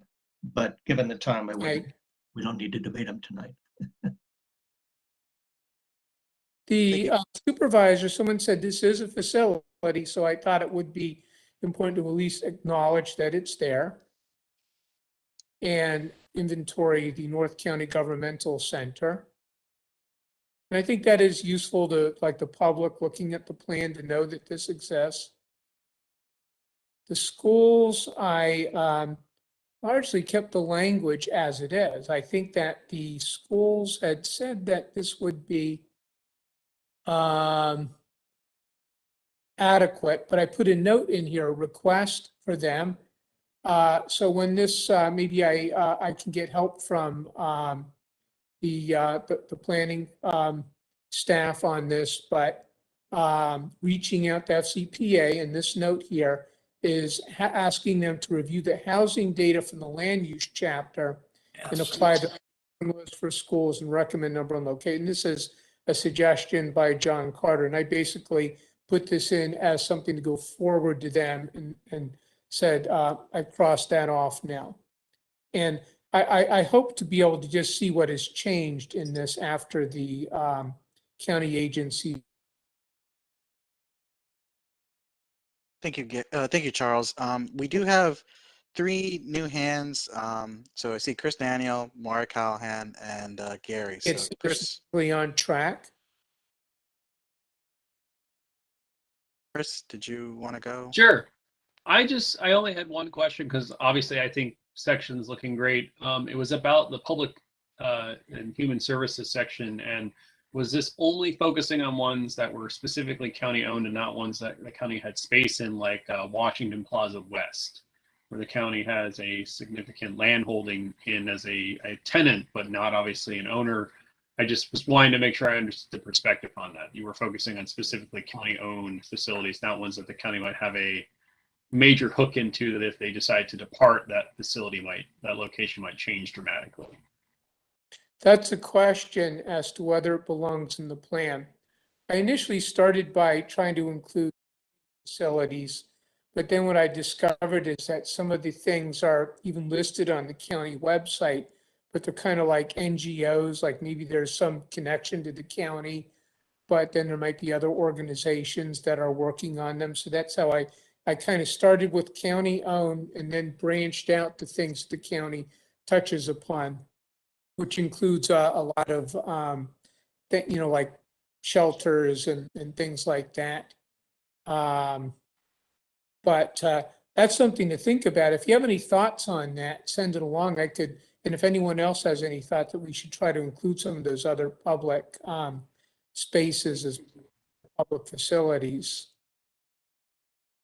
And this is coming from a position of, I don't know a lot about it other than my knowledge of it as a building, and that the county is there, but there's obviously a diverse mixture of other uses there, as you're right, Charles, that are not necessarily county, but obviously county adjacent kind of benefits, as you said, the NGOs. So I was thinking about it. I don't know yet, but if I do come up with an idea, I'll clearly send you something. I'd really like to think of this as a tool and a document that makes things work properly. So what needs to be in here is what will make, things happen properly in Reston, and whether it belongs in this section or another section. But if you have any thoughts, send it along. That might be something we have to discuss next time. Thank you, Will Chris. do. And thank you, Charles. Absorbing Yes. these comments. Yeah. Law enforcement's easy. Library. And I want to thank a lot of people who sent me feedback. So Dennis Hayes had sent me some language on the library. And it was, I viewed it as very constructive. It was just more accurate than what I had in there, so I added that. It's nothing controversial. It's just outlining the plans for the library. Health and Human Services, this is one section, and I think people unanimously wanted it broken out into different sections. I did review at the suggestion of some folks of looking at the Healthy Reston section. I didn't find anything that specifically caused me to make changes here. I did add some updated language on, more finely describing the facilities. I think that's because I was asked to review some of the other sections. I think I looked at the land use plan for the North, Reston Town Center North. Then I broke the remaining public facilities, that is Health and Human Services, into housing and facilities for homeless, public recreational and entertainment facilities, which starts to bleed into the parks. And so that's like two subsections. So here I added some additional language about the Embry Rucker shelter. Anyone have any comments about this? People can always send this in. Yeah, I have a question for you again. Sorry, it's Moira. Can No you go problem. really back up to the chart again for 16 and 17? I'm a little confused. Absolutely. It talks about non-emergency worker housing. I just wasn't sure what that is compared to the shelter, and they're right in the same location. I just don't understand it. Yes, and this is something that Tom Fleetwood had commented on as well. I think this is what he was referring to. And the concept that I wanted to address is we talk about the different percentages of AMI. And I'm talking about addressing the lowest percentage between people who are in a shelter because of a special situation, an emergency, or they just are going to need this help. And then there's a level up of people who simply are connected to the Reston area, where we have a large business section, and there are workers who might be like a dishwasher in a restaurant, for example. I think a dishwasher makes about like maybe like around 20 to 25,000 a year. So addressing any kind of housing needs for people like that. And this may be something that's not part of the policy of the current housing authority for Fairfax. But what I would like to do is just make sure that we have this covered, that we have something somehow covered for this population, because we either do it now, or I think if we don't do it now, we're going to lose that opportunity. So are they separate facilities, or is it something that would be in the same facility? I just wasn't sure because they're listed. One's 16, one's Suggested it 17. as separate facility. Okay, I just wanted to make that clear. I just trying to figure out what the intention was. Okay, thank you. Yeah. I also don't want to see, I'm concerned about any kind of relocations that occur when we start developing the town center north. But that places for people who work in the area. But this will be something that we can talk about maybe when it goes back to staff and the agencies to address. So that is something that I included in the second paragraph here. Hey, Charles, it's Mark. One question about the library, and maybe it's better directed to Dennis than to you. The existing plan language suggests, at least as I read it, that if the library is not reconstructed on site, that it could be incorporated into a mixed-use development, whereas the language that you have now suggests that if it's not rebuilt on site, it would be built as a standalone structure elsewhere in the civic areas of the North County government, Town Center North area. And I guess the question is, what was the thought process between shifting it into a mixed-use development versus making it stand on its own in a more land-intensive way as a standalone facility? I'm agnostic on that. I used the language which Dennis provided, and it was my understanding this is what the current plans are right now. Yeah, I'll jump in. Mark, a lot of things go into this. Functionality, time of delivery, interest from developers, all of these things are part of this. As you know, we are proposing to give Inova all of the density in this area because there's a chronic need, a crying need for county and community services to be provided in the remaining space that's along there. The libraries obviously is an issue I care a lot about. One of the things we do want to avoid is having a interim library bulldozing the old one before the new one is built. Part of the reason for that is the county experience over the past several years is when that happens, libraries lose from 20,000 to 50,000 items that they have that just get thrown out and all to the loss of the community.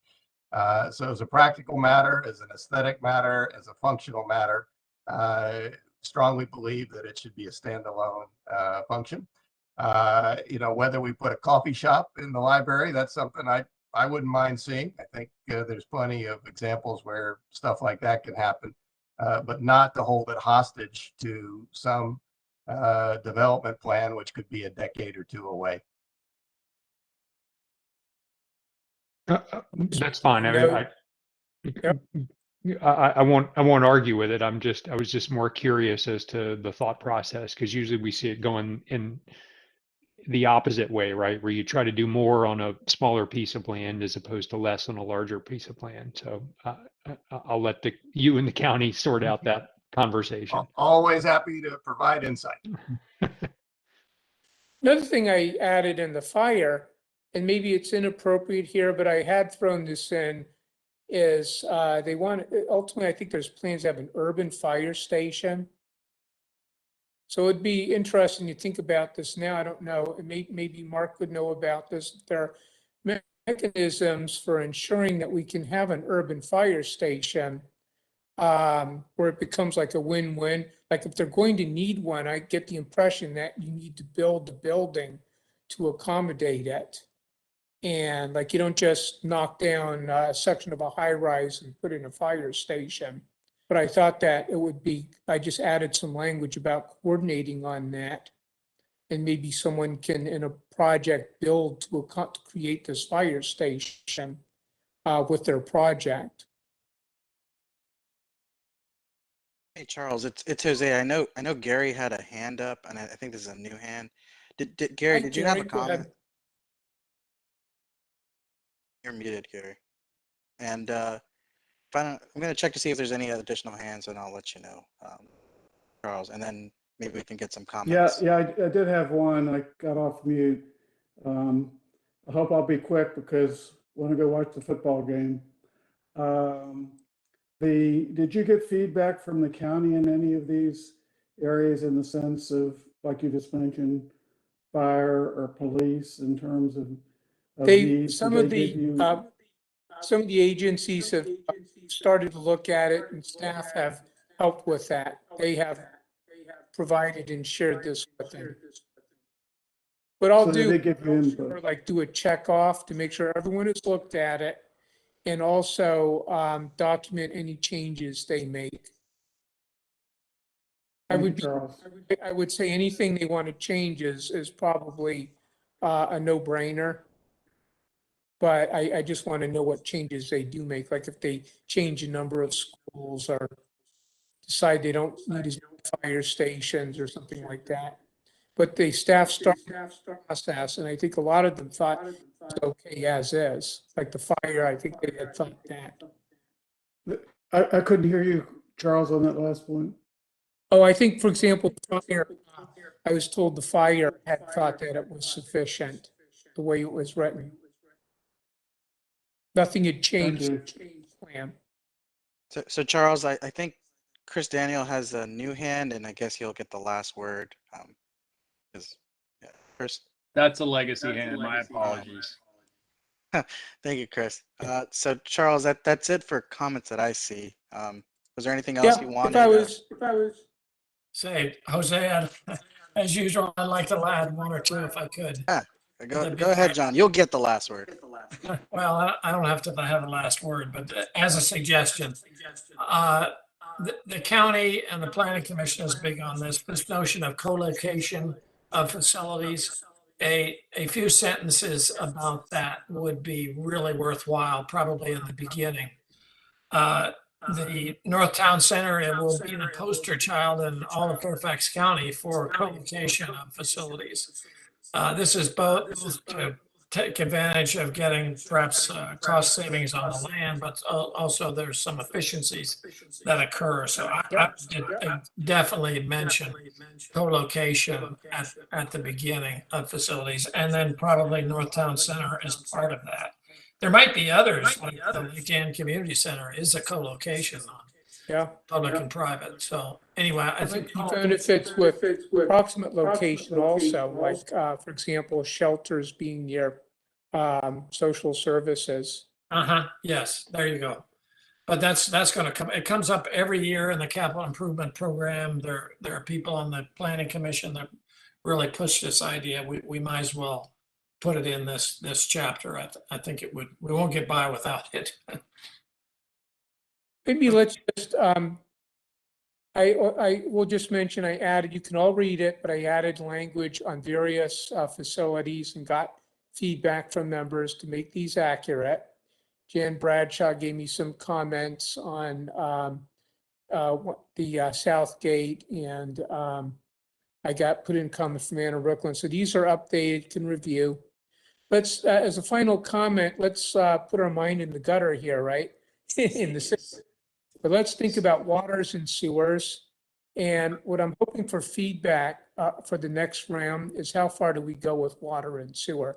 Is this unnecessary? Is this enough, or do we need to go further? And so I would appreciate any thoughts on that. Charles, I'll just tell you from a practitioner standpoint, nowadays, the county staff and the wastewater staff is incredibly focused on this question because in certain respects, they're flying blind about how much capacity is left in a sewer network that's 50, 60 years old. And in many of the zoning cases that we have these days, staff is asking the developer at some point in the process to complete a sanitary sewer study and perform upgrades to the system before they can occupy any of the buildings on the development. So I can tell you, at least from an implementation standpoint, the staff is well ahead of where this language even suggests that we go. Does that mean that we should be adding more language in that, or does it mean that probably we're okay? They said that the county plan would address the issues. Yeah, I mean, I think what you have here is fine, and I think your point is to put them on notice about the fact that these things need to be done, and I can tell you that they're well aware of this already. And so I don't know that there's any language that you can do that will make them more focused on it than they already are, I guess is my point. And I added some language from last time to try to focus that. Yeah. I think with all due respect, I think that Reston where there has been a lot of development taking place in Reston that has not addressed water and sewer, and to rely on other county language to take care of the development that is going on in Reston is, I think that's a mistake. I think we need to make sure that we are incorporating language to take care of that remediation on site going forward. Thank you. So I appreciate any input on that. But the thing is, I want the plan to work.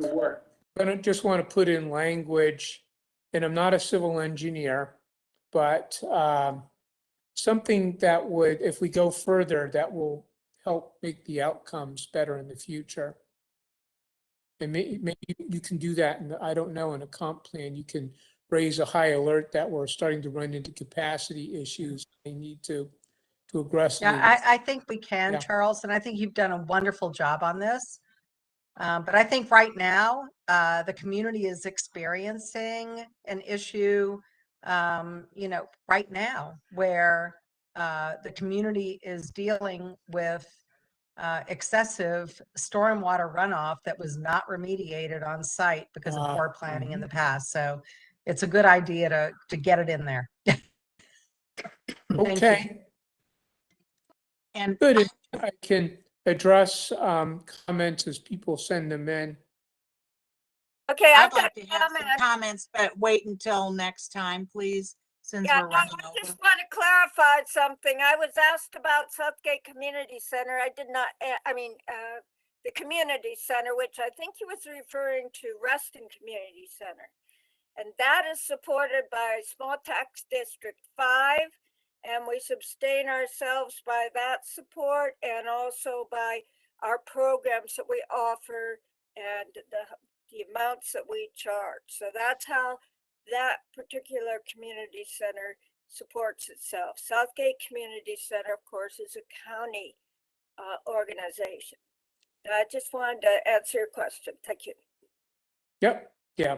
So you can review the language, but I wanted to make sure talking to you to get it was sure it was accurate. Sure. Thank you, Jan. Thank you, Tammy, and thank you, Charles. Charles, Yes, I know thank you all of you for your comments so far and the comments I received in preparing this. So Charles, it's 9:14, and I know we went over. So sorry about that, Charles. Did you want folks to send you some written comments, but also probably bring this back to the next task force meeting on December Yeah. 6th? Okay, okay. And as I made that segue, were there any other topics or chapters that wanted to be brought to that task force meeting? If not, right now we can I'll follow up with everyone tomorrow and see what can be put on the agenda as well. So you don't want to discuss that now? I mean, if we want to get it done now, we can do that too. Jan, you made a quick comment, but I couldn't hear. Yeah, economic development and equity. Yeah, I know Gary said that economic development is done. Commerce is done and we've heard it. Oh, good. Yeah. So we have equity and hey, what about transportation, John Mooney? Is that close? The full chapter will not be ready by next week. I will discuss with Jose whether there is an interesting question that arose by, let's call them cousins to the road to or from nowhere. That we can either wait on it, or maybe I'll talk with Jose to see whether we want to talk about it next week. But the chapter will not be ready. Okay. We've had some intense additional collaboration with Fairfax County DOT, and that's it opened up some new questions, but we'll handle it within 2 weeks. Okay, so we have things that could come up are community health and equity. We're obviously going to have some overflow from public facilities. And more comments will come in this week, but equity and community health. Open space. Public facilities, right? Well, Yes. we just did public facilities. That will continue next week. Yeah, But we have to keep going with more subject matter because we have 3 more meetings before the end of the year.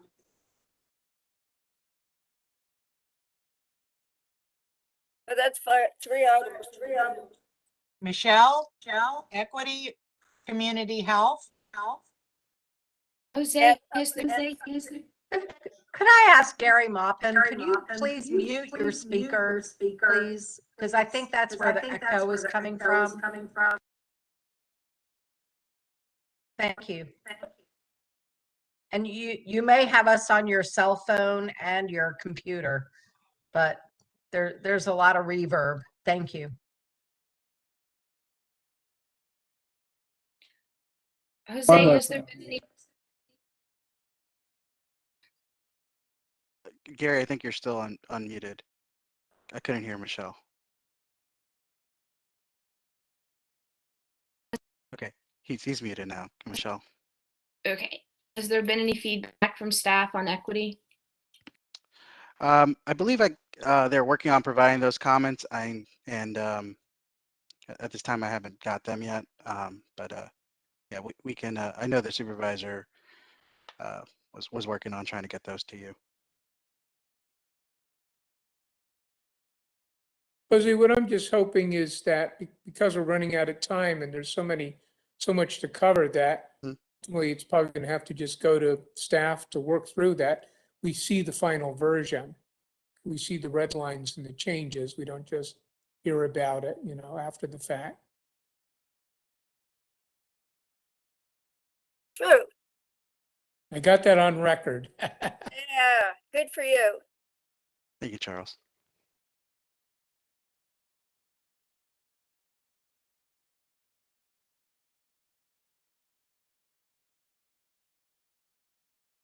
I'm done. I don't know if Okay. anyone else, So supervisor, I think we just need to find something else to bring for the task force meeting on December 6th. So. All right, we have public facilities, and Michelle, I'll touch base with you in the next couple of days, and also with staff on community health and also equity. See what we can do on that. Great. All right. Well, I think for some of you anyway, it's time for football. Yeah, I know Gary said something about football, so. Hey, I want to say just a particular shout out to David and Charles. I know you guys have been putting a lot of work into this, so thank you both, and we are getting there. We are getting there. Oh, tonight on National, the hot zone is there. Part two. All right. Well, listen, thanks everybody. Appreciate everybody's work on this. Thanks. Good night, everyone. Walter. Good night, everybody. Night, everybody. Night.